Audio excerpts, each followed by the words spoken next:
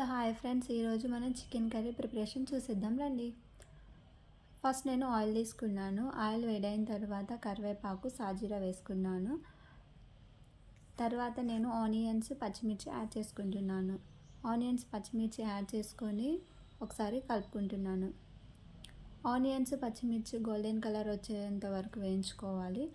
అవి golden colour వచ్చే లోపల మనం చికెన్ని కడిగేసుకుందాం. చూడండి, ఆనియన్స్ గోల్డెన్ కలర్లోకి వచ్చినాయి కదా. ఇందులో 1 టీ స్పూన్ అల్లం వెల్లుల్లి పేస్ట్ యాడ్ చేస్తున్నాను. దాంతోపాటు పసుపు కూడా వేసుకోవాలి. ఇలా ఒకసారి కలుపుకున్న తర్వాత మనకి పసుపు యాడ్ చేసుకుంటున్నాం. చూడండి, ఇప్పుడు మనకి పచ్చివాసన పోయింది కదా. దీంట్లో మనం చికెన్ యాడ్ చేసుకోవాలి.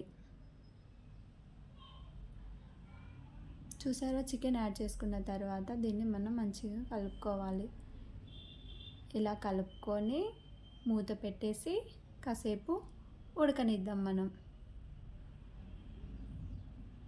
చూడండి, మంచిగా చికెన్ ఉడికిపోయింది కదా. ఇలా ఉడికించుకుంటే మనకి నీసు వాసన అనేది రాదు. కౌసు వాసన అంటాం కదా, అది రాదనమాట పసుపులో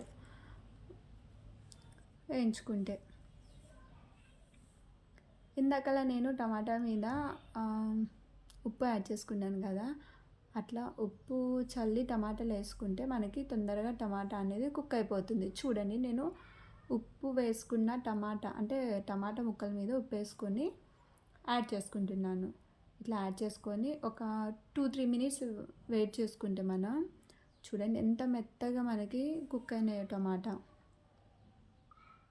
ఇట్లా టమాటా కుక్ అయిన తర్వాత ఇందులో ఒక 2 స్పూన్స్ నేను కారం యాడ్ చేసుకుంటున్నాను. 2 స్పూన్స్ ఆర్ 3 స్పూన్స్ మీకు ఎట్లా అంటే మీరు కారం ఎట్లా తింటే దాన్ని బట్టి యాడ్ చేసుకోండి, ఓకేనా. కారం యాడ్ చేసుకున్న తర్వాత వెంటనే నీళ్లు పోయొద్దు ఫ్రెండ్స్, ఎందుకంటే మళ్ళీ కారం పచ్చి వాసన లాగానే అనిపిస్తుంది, మనం కారంగా ఘాటుగా అనిపిస్తుంది. కాబట్టి కాసేపు వేయించుకొని